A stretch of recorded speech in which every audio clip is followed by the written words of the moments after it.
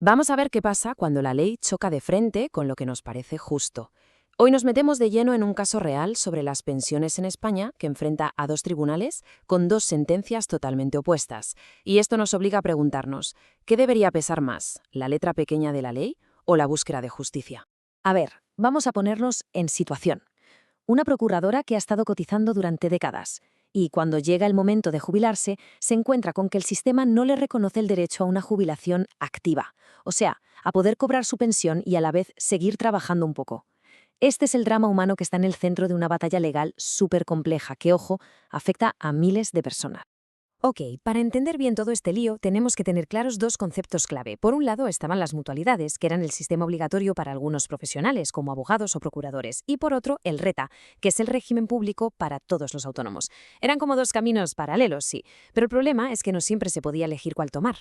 Bueno, pues el primer asalto de esta historia judicial llega en septiembre de 2023. Un juzgado de lo social de Tenerife saca una sentencia que, la verdad, se vio como una gran victoria de la equidad.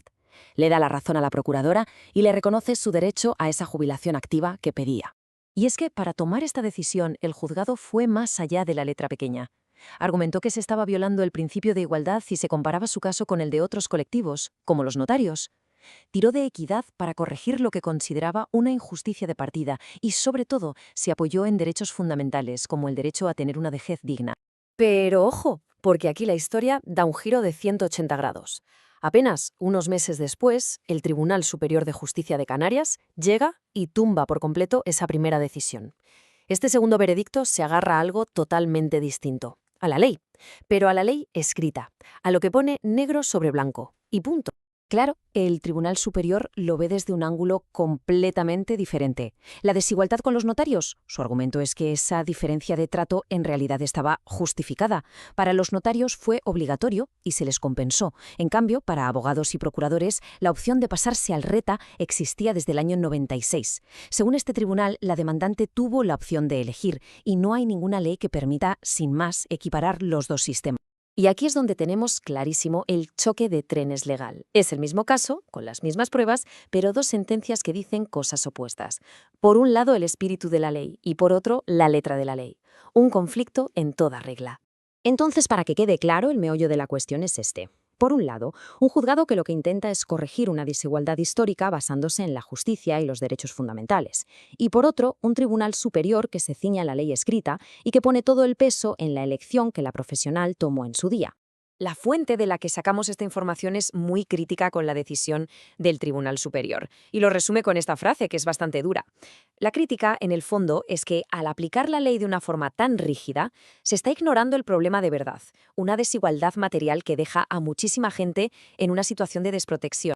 Y claro, todo esto va mucho más allá de un caso particular. Lo que se decida aquí, al final, sienta un precedente que puede afectar a miles y miles de profesionales en toda España. Y además, pone sobre la mesa una pregunta muy seria sobre cómo funciona nuestro sistema de seguridad social. Parece que el origen de todo este embrollo está, en realidad, en un fallo de los legisladores.